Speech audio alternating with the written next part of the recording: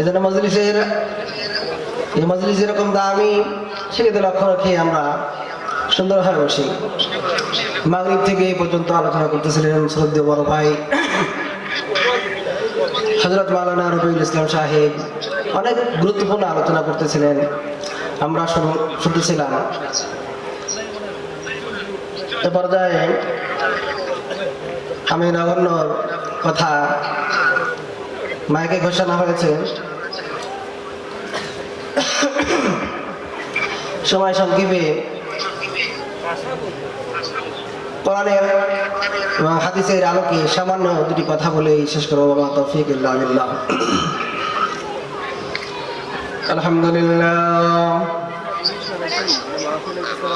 আলহামদুলিল্লাহ নাহমাদুহু ওয়া নাস্তাঈনুহু ওয়া নাস্তাগফিরুহু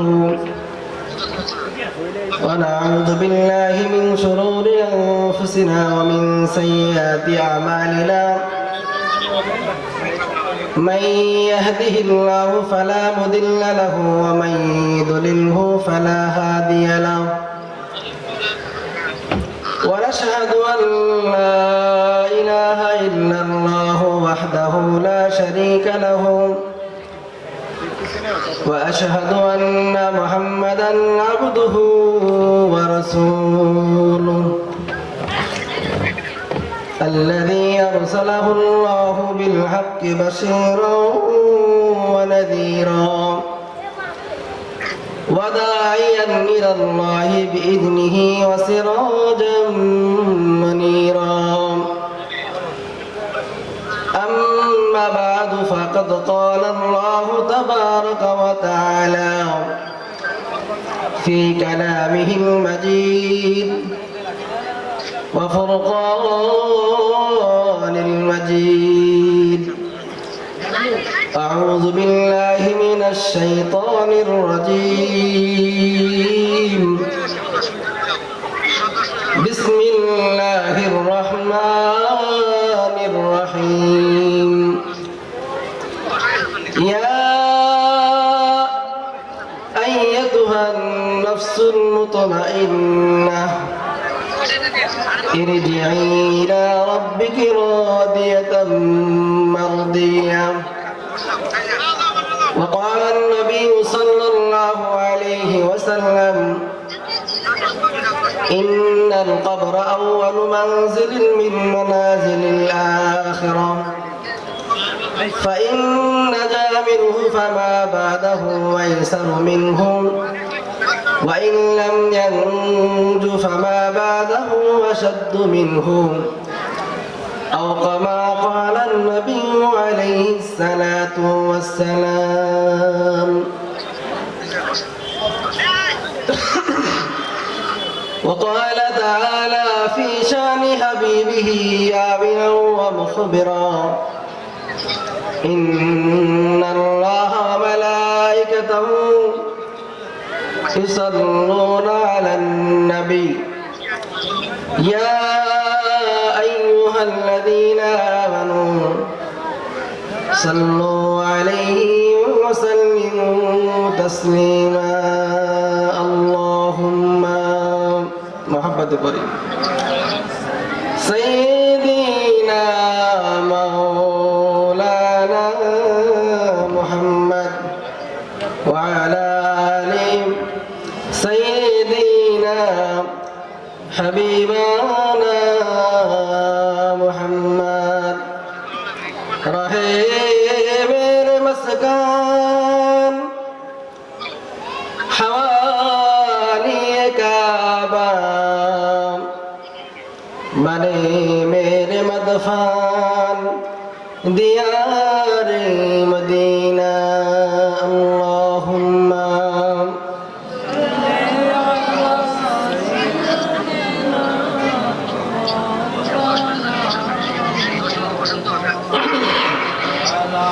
وعلى آل سيدنا رسولنا محمد. আলহামদুলিল্লাহ, আল্লাহ তাআলার লাখ শুকর যে রব্বুল আলামিন আমাদেরকে এই মহতে মাহফিলে আসবার মতো তৌফিক দান করলে যেন শুকর করি আলহামদুলিল্লাহ। অধ্যকার আলহাজ মরহুম রিয়াজউদ্দিন হাদলি পীর কিবলা সাহেবের মাদ্রাসা কর্তৃক আয়োজিত বার্ষিক মাহফিলের সম্মানিত সভাপতি সাহেব এবং হযরত উলামায়ে কেরাম এবং সামনে উপবিষ্ট দিন দরদি মুসলমান ভাই বোনেরা, আল্লাহ তাআলার লাখো শুকর যে রব্বুল আলামিন আমাদেরকে ভালোবেসে দ্বীনি মাজলিসে বসার মতো তৌফিক দান করলেন। এটা আল্লাহ তাআলার বড় ইহসান এবং করম। ভূমিকা বর্ণনা করে সংক্ষেপে আলোচনা করে সে মূল আলোচনায় যে আয়াতটা তেলাওয়াত করেছি, বিশ্বনবী সাল্লাল্লাহু আলাইহি ওয়াসাল্লামের যে হাদিস তেলাওয়াত করেছি, সময় সংক্ষেপে সার কথাগুলো বলার চেষ্টা করব। আমা তৌফিক ইল্লা বিল্লাহ। আল্লাহ রাব্বুল আলামিন আমাদেরকে সৃষ্টি করেছেন তার ইবাদতের জন্য। ক্ষণিকের সময়ের হায়াত আল্লাহ তাআলা আমাদেরকে দান করেছেন। কিছু সময় দুনিয়াতে থাকবো, তারপরে আবারও অনন্তকালের জন্য চলে যেতে হবে। এই হায়াতের জিন্দেগিতে আমরা সবাই গুনাহগার। আল্লাহ তাআলা আমাদের সত্তার ভিতরে, আমাদের এই বডির ভিতরে একটি নফস দান করেছে, যেটাকে আরবি ভাষায় কলব বলা হয়। এর তিনটি স্তর রয়েছে।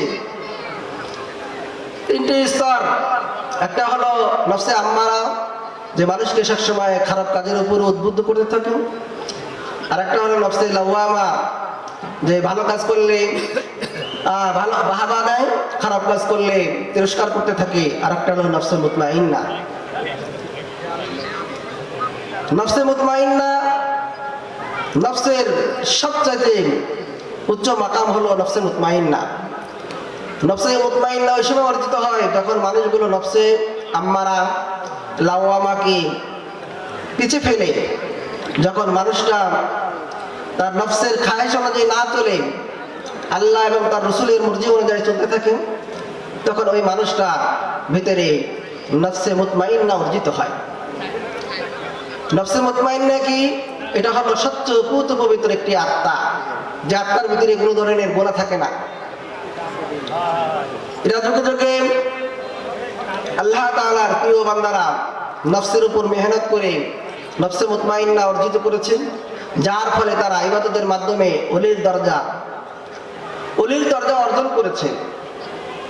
এই নফসে মুতমাইন্না এরাই হলো যারা অর্জন করতে পারবে। এরা আল্লাহ তাআলার প্রিয় বান্দা, এরা হলো আলোকিত মুমিন। আলোকিত মুমিন, এই মুমিন বান্দাগুলো যখন দুনিয়া থেকে চলে যাবে, এদের রূহ যখন নেওয়া হবে, তো আল্লাহ তাআলা আসমান থেকে রূহবাহী একদল ফেরেশতাকে পাঠান তার রূহটাকে নেওয়ার জন্য। তো যখন আসে এই মানুষটার কথা আল্লাহ তাআলা, এই আলোকিত মুমিন এর কথা আল্লাহ তাআলা স্বয়ং ফেরেশতাদের মজলিসে বলতে থাকে, আলোচনা করে, অমক গ্রামে অমকের ছেলে অমক, আমি মহান আল্লাহ তার প্রতি সন্তুষ্ট, ফেরেশতা তোমরা তার প্রতি সন্তুষ্ট হয়ে যাও। তো ফেরেশতারা একজন ঘোষণাকারী ফেরেশতা, আসমানে যত ফেরেশতা আছে সকল ফেরেশতার ভিতরে ঘোষণা করে দেয়, যমক ব্যক্তির প্রতি আল্লাহ তাআলা সন্তুষ্ট, তোমরা সন্তুষ্ট হয়ে যাও।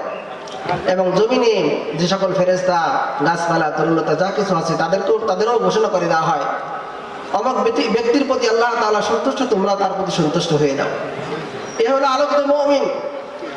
এই ব্যক্তি যে রাস্তাতে চলে, সে রাস্তা, এই চলাটাকে সে রাস্তা ফকর করতে থাকে। যে গাছতলা বসে সে গাছও তার জন্য দোয়া মাগফিরাত করতে থাকে। যে এলাকায় থাকে সেই এলাকা তার জন্য কি হয়ে যায়, পুরা এলাকার বাসীর জন্য সে রহমত হয়ে যায়। এই আলোকিত মুমিন এর রূহটা যখন ফেরেশতারা নিতে আসবে, তো অত্যন্ত আদবের সাথে আসবে। রূহবাহী এক প্রকার ফেরেশতা যারা মানুষের রূহ কব্জা করে থাকে, হযরত আজরাইল আলাইহিস সালামের প্রতিনিধি দল। তো এই দল যখন আসবে জান্নাত থেকে এই পুত পবিত্র স্বচ্ছ আত্মাটাকে নেওয়ার জন্য মিশকা আম্বরের একটি ভাণ্ড নিয়ে আসবে।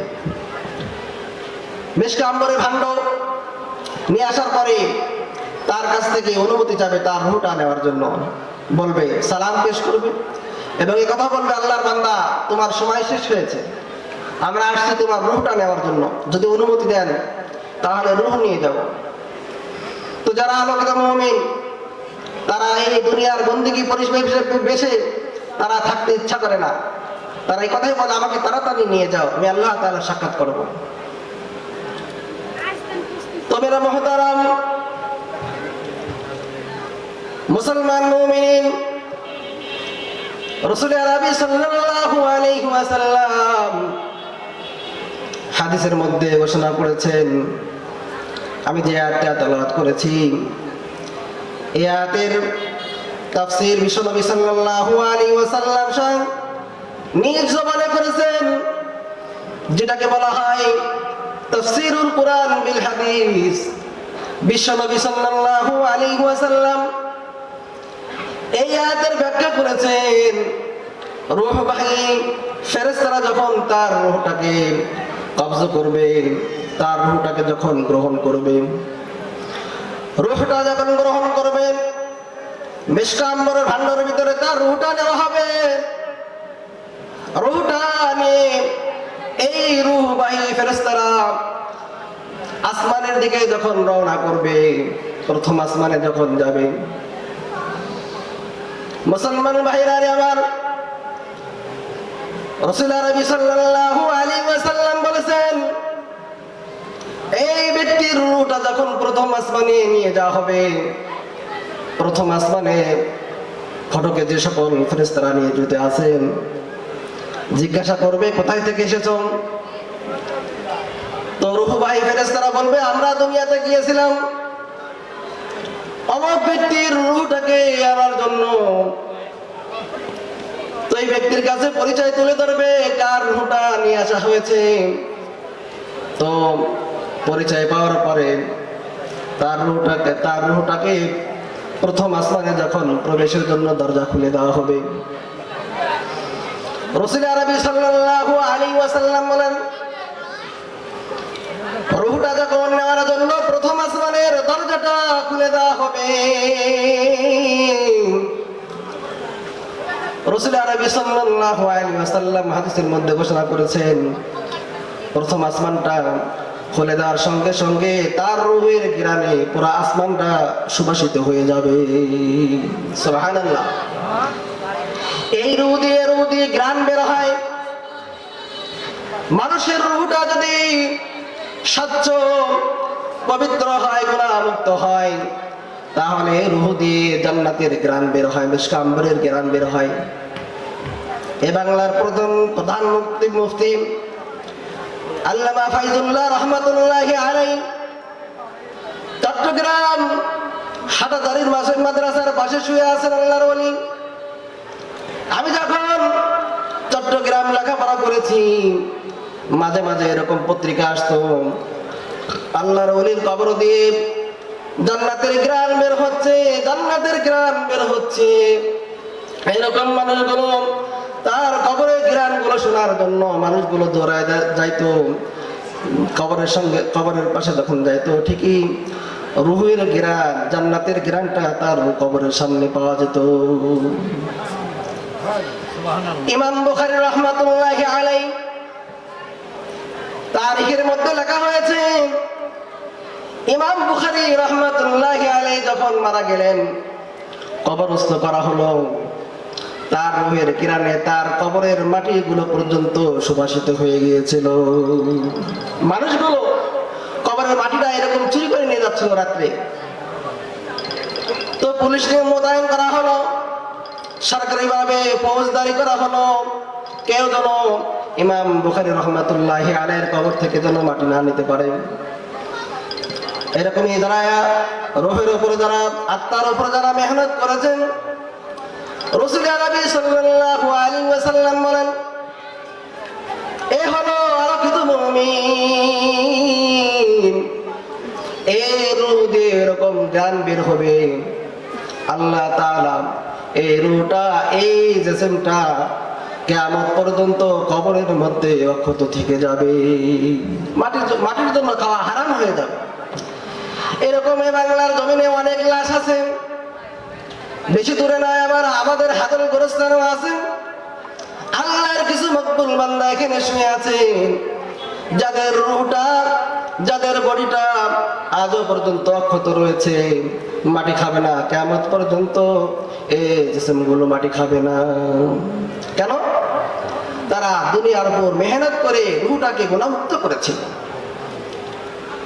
গুনাহমুক্ত করেছিল।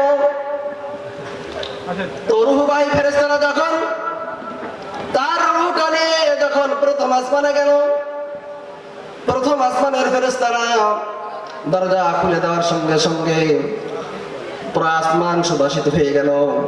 ফেরেশতারা তাজ্জব হয়ে যাবে, এ কার আত্মা এনেছো? কোন এত ভালো মানুষের আত্মা এনেছো দুনিয়া থেকে? পরিচয় তুলে দেওয়া হবে, অমুকের ছেলে অমুক দেশে অমুক বাস করে, অমুক স্থানে সারা জীবন এই ভালো কাজগুলো করেছিল, এইভাবে চলেছিল, যেভাবে চললে আল্লাহ রাসূল খুশি হবে, যেভাবে চললে আল্লাহ খুশি হবে, সেইভাবে পুরো জীবনটা এইভাবে পরিচালনা করেছিল। এই পরিচয় তুলে দেওয়া হবে। এখান থেকে প্রথম আসমান থেকে দ্বিতীয় আসমানে যাবে, দ্বিতীয় আসমানে যাওয়ার পরে ওইখানে যে সকল ফেরেশতারা আছে তাদের কাছেও তার পরিচয় তুলে দেওয়া হবে। প্রথম দ্বিতীয় আসমানের দরজা খুলে দেওয়া হবে। রাসূল আরবি সাল্লাল্লাহু আলাইহি ওয়াসাল্লাম বলেন, এমন করে এক নাই দুই নাই সপ্তম আসমান পাড়ি দিয়ে এই নামক স্থানে তার রূহটা এখানে অবস্থান করবে। যাওয়ার সঙ্গে সঙ্গে দেখবে এখানে অনেক পরিচিত লোকগুলো এখানে অবস্থান করছে। এই হাদল গ্রামে দেখা যাবে যে আমরা অনেকেই আছি, কিছু মানুষ আমাদের আগে দুনিয়া থেকে চলে যাবেন। কেউ যদি এরকম হয়, সৌভাগ্যবান হয় যে তার ঠিকানা এই নামক স্থানে হয়েছে, তো যাওয়ার সঙ্গে সঙ্গে পূর্বে থেকে অবস্থানকারী রূহগুলো তাকে জিজ্ঞাসা করবে, ভাই অমুকের অবস্থা কেমন আছে, সে কেমন? আগন্ত রূহ বলবে, সে তো আমার আগে চলে আসছে দুনিয়া থেকে। আফসোস আফসোস, হায় আফসোস, আল্লাহ তাআলা হয়তো তাকে ইল্লিন নামক স্থানে অবস্থান করার মতো সুযোগ দেয় নাই, তার স্থান হয়েছে সিজ্জিন নামক স্থানে। এইরকম কথোপকথন হবে। রাসূল আরবি সাল্লাল্লাহু আলাইহি ওয়াসাল্লাম বলেছেন, কথোপকথন হওয়ার পরে একজন বলবে, তাকে আর কোনো ধরনের প্রশ্ন করো না, সে কেবলমাত্র দুনিয়া থেকে আসছে ক্লান্ত হয়ে, কেবলমাত্র দুনিয়া থেকে ক্লান্ত হয়ে আসছে। এর মধ্যে আল্লাহ তাআলার আদেশ হবে, তার রূহটা আবারও রিটার্ন পাঠাও তার কবরে, তার রূহটা কবরেও রিটার্ন পাঠানো হবে। সওয়াল জবাবের জন্য তার রূহটাকে আবার তার দেহের মধ্যে আনা হবে। ফেরেশতারা সওয়াল করবে। সওয়াল করার আগে বিশ্বনবী সাল্লাল্লাহু আলাইহি ওয়াসাল্লাম বলেছেন, একজন ফেরেশতা আরেকজন ফেরেশতাকে বলবে, এই যে মুমিন ব্যক্তি, তার কপালে আল্লাহ তাআলা কুদরতি ভাবে লিখে দিবে মুমিন। একজন ফেরেশতা আরেকজন ফেরেশতাকে বলবে, এ হলো মুমিন ব্যক্তি, তার কাছে এমন ভাবে প্রশ্ন করো না যেন সে ভয় পেয়ে যায়, এমন ভাবে প্রশ্ন করো না সে যেন ভয় পেয়ে যায়। অত্যন্ত আদবের সাথে তার কাছে প্রশ্ন করো। অত্যন্ত আদবের সাথে ফেরেশতারা তাকে প্রশ্ন করবে, প্রশ্নগুলোর উত্তর হয়ে যাবে। রাসূল আরবি সাল্লাল্লাহু আলাইহি ওয়াসাল্লাম বলেন, প্রশ্নগুলোর যথাযথ উত্তর হওয়ার পরে ফেরেশতারা বলবে, আমরা ধারণা করেছিলাম তুমি এমনই সঠিক উত্তরগুলো দিয়ে থাকবা, আমার উত্তর হবে তোমার। এখান থেকে আল্লাহ তাআলার কুদরতে আবার তার রূহটাকে ইল্লিন নামক স্থানে নিয়ে যাওয়া হবে। আল্লাহ তাআলার পক্ষ থেকে ঘোষণা হবে, আমার বান্দা সাদাকা আব্দি, আমার বান্দা সত্য বলেছে, জান্নাতের পোশাক পরাইয়া দাও, জান্নাতের পোশাক পরাইয়া দাও, জান্নাতের বিছানা বিছাইয়া দাও। জান্নাতের আবহাওয়া তার কবর পর্যন্ত সুরঙ্গ করে দাও, জান্নাতের দরজাগুলো খুলে দাও। কিয়ামত পর্যন্ত ঘোষণা হবে নিন কানাউ মিন আরুসিন, কিয়ামত পর্যন্ত ঘুমায় থাকো এখানে, আর কেউ তোমাকে কোনোদিন ডিস্টার্ব করবে না। কিয়ামত পর্যন্ত এখান থেকে ঘুমাতে থাকবে, এখানে ঘুমাতে থাকবে। রাসূল নবী সাল্লাল্লাহু আলাইহি ওয়াসাল্লাম বলেছেন, হযরতে জিবরাইল ইসরাফিল আলাইহিস সালাতু ওয়াস সালাম যখন চিঙ্গাই ফুঁক দিবেন, ফুৎকার দেওয়ার পরে কবর থেকে যখন মানুষগুলো উঠবে, ওঠার মধ্যে তিন শ্রেণীর কথা বিশ্বনবী সাল্লাল্লাহু আলাইহি ওয়াসাল্লাম বলেছেন। তিন ভাগে ভাগ হয়ে যাবে। রাসূল নবী সাল্লাল্লাহু আলাইহি ওয়াসাল্লাম বলেন, একদল মুমিন কবর থেকে ওঠার পর তাদেরকে বলা হয় মুমিন, আছি গুনাহগার মুমিন। কবর থেকে ওঠার পর দেখবে ওই যে হাসরের ময়দান দেখা যায়, হেঁটে হেঁটে হাসরের ময়দানের দিকে রওনা হবে, হাসরের ময়দানের দিকে রওনা হয়ে যাবে। আর একদল মুমিনে, স্বচ্ছ মুমিন, পুত পবিত্র মুমিন, আলোকিত মুমিন, এরা কবর থেকে ওঠার পরে নিজের গায়ের মাটিগুলো ছাড়তে থাকবে। আল্লাহ তাআলা ইজ্জতের জন্য জান্নাত থেকে বাহন পাঠাবে। বাহনটা আসার পরে বলবে, ইরকাব আলাইয়া ইয়া আব্দুল্লাহ, হে আল্লাহর বান্দা আমার উপর সওয়ার হও, আমি দ্রুত তোমাকে হাসরের ময়দানে উঠিয়ে দেব, উপস্থিত করে দেব। আল্লাহর বান্দা সওয়ার হবে, অতি দ্রুত চোখের পলকে হাসরের ময়দানে উপস্থিত হয়ে যাবে। আর একদল মানুষ থাকবে যাদেরকে আল্লাহ তাআলা হাসরের ময়দানেও বেইজ্জতি করে উঠাবেন। বিশ্বনবী সাল্লাল্লাহু আলাইহি ওয়াসাল্লাম বলেন, এরা কারা? এরা ওই ব্যক্তি যাদের কলবের মধ্যে সওয়াবের লেশ মাত্রা নাই, গুনার গুনাহ, ঈমান নামক দৌলত যাদের ভিতরে নাই, এদেরকে আল্লাহ তাআলা হাসরের ময়দানে উপস্থিত করবেন। কেমন করে? রাসূল নবী সাল্লাল্লাহু আলাইহি ওয়াসাল্লাম বলেছেন, পা দুটি উপর দিকে করে মুখের উপর ভার করে হাসরের ময়দানে বেইজ্জতি অবস্থায় উঠবেন।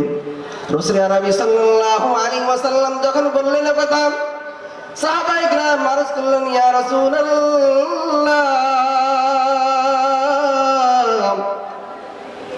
সে যে মুখের উপর ভার করে যাবেন, রাস্তার ভিতরে তো অনেক সময় অনেক কষ্টদায়ক জিনিস থাকে, তার মুখের ভিতরে যদি বেঁধে যায়, তো রাসূল নবী সাল্লাল্লাহু আলাইহি ওয়াসাল্লাম বললেন, না না,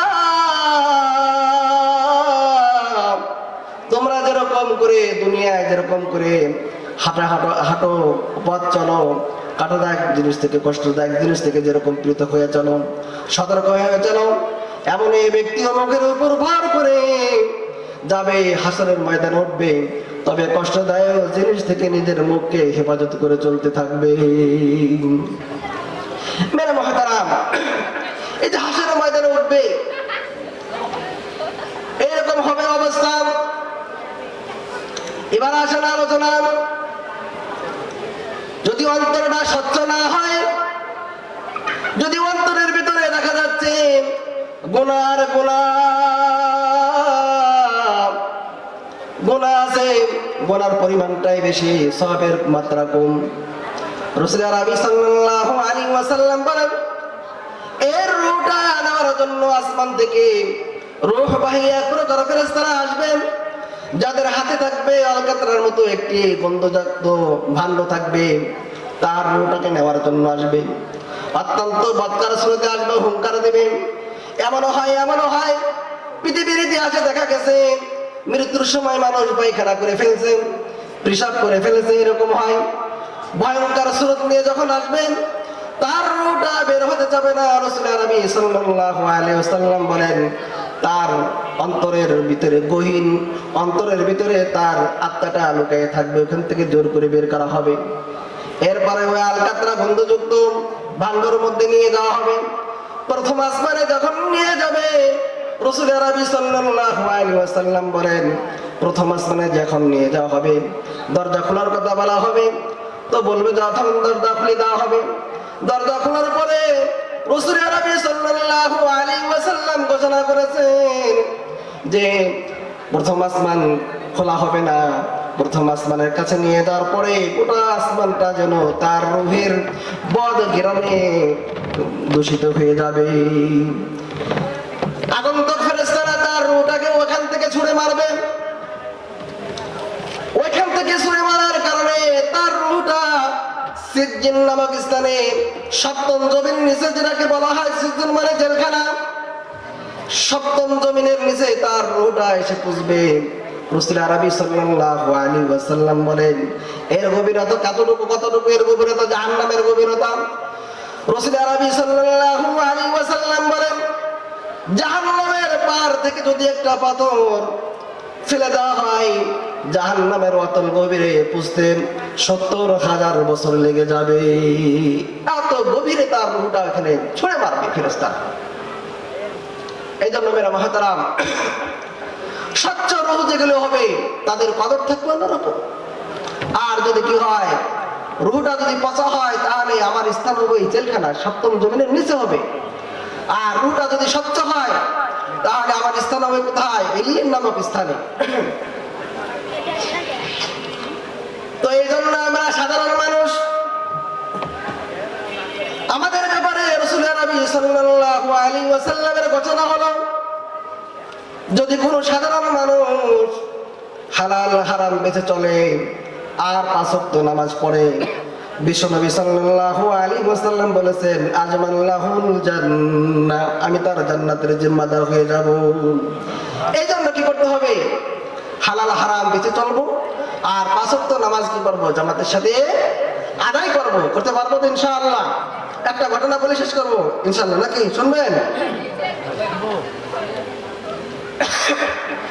বিশ্বনবী সাল্লাল্লাহু আলাইহি ওয়াসাল্লামের সাহাবা হযরত আবু বকর রাদিয়াল্লাহু তাআলা আনহু বিশ্বনবী সাল্লাল্লাহু আলাইহি ওয়াসাল্লামের মুখ থেকে ঘটনাটা শুনেছেন। হযরত আবু বকর রাদিয়াল্লাহু তাআলা আনহু বলেন, বিশ্বনবী সাল্লাল্লাহু আলাইহি ওয়াসাল্লাম ফজর নামাজ পড়ে সাহাবাদেরকে নিয়ে মজলিসে বসছেন। সাহাবারা এমন ছিল যে হযরত আমর ইবনে আস রাদিয়াল্লাহু তাআলা আনহু বলেন, পরনে তেমন কাপড় ছিল না, চুলগুলো খুশকো, একজনের আড়াল হয়ে আরেকজন বসে আছে। বিশ্বনবী সাল্লাল্লাহু আলাইহি ওয়াসাল্লাম ঘোষণা করলেন, এই মুহূর্তে যে ব্যক্তি তোমাদের মধ্যে আগমন করেছেন, এই মজলিসে যে ব্যক্তি আসবে, তোমাদের মধ্যে যে ব্যক্তি আগমন করেছে, আমার সাহাবারা শুনে নাও।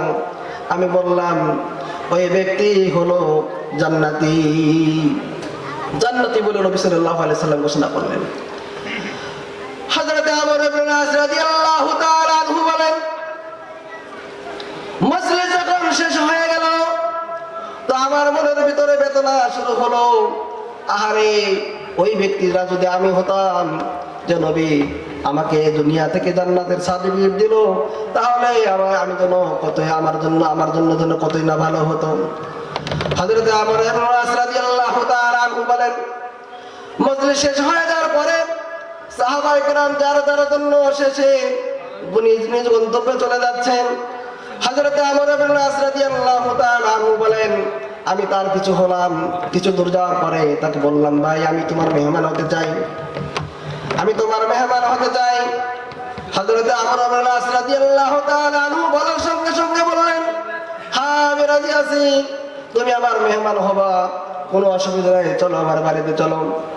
হযরত আমর ইবনে আস রাদিয়াল্লাহু তাআলা আনহু বলেন, মেহমান হয়ে ভালো ভালো খাবার খাওয়া উদ্দেশ্য ছিল না, কেবল উদ্দেশ্য ছিল কি এমন আমল করে যে আমলের কারণে দুনিয়া থেকে জান্নাতের সার্টিফিকেট পেল, ওই আমল আমি করব, আর বিশ্বনবী সাল্লাল্লাহু আলাইহি ওয়াসাল্লামের জবান থেকে জান্নাতের সার্টিফিকেট দুনিয়া থেকে নিয়ে নেব। হযরত আমর ইবনে আস রাদিয়াল্লাহু তাআলা আনহু বলেন, সারাদিন তার সাথে মাঠে কাজ করলাম, কাজের ফাঁকে ফাঁকে তার কাজের সাহায্য করি, আর তার মুখের দিকে তাকিয়ে থাকি, কি এমন ভালো ওজিফা আদায় করে নাকি, যার কারণে নবী সাল্লাল্লাহু আলাইহি ওয়াসাল্লাম তাকে জান্নাতি বলেছেন। দেখলাম কোনো ভালো কোনো কাজ করে না। রাত্রে যখন রাত্রি হলো, তার বিছানার পাশে আমিও শুয়ে থাকলাম, ঘুমের ভান করে তাকে চোখে দিই যে আমার অজান্তে সে যেন দাঁড়িয়ে দাঁড়িয়ে সারা রাত ইবাদত করে নাকি? দেখলাম এও করলো না, সারা রাত আমার সাথে তিনি ঘুমালেন। ফজরের মুয়াজ্জিন যখন আযান দিলেন, আমাকে ডেকে বিশ্বনবী সাল্লাল্লাহু আলাইহি ওয়াসাল্লামের ইমামতিতে জামাতের সাথে আমাকে নিয়ে নামাজ পড়লেন। এমন করে হযরতে আমর ইবনে আস রাদিয়াল্লাহু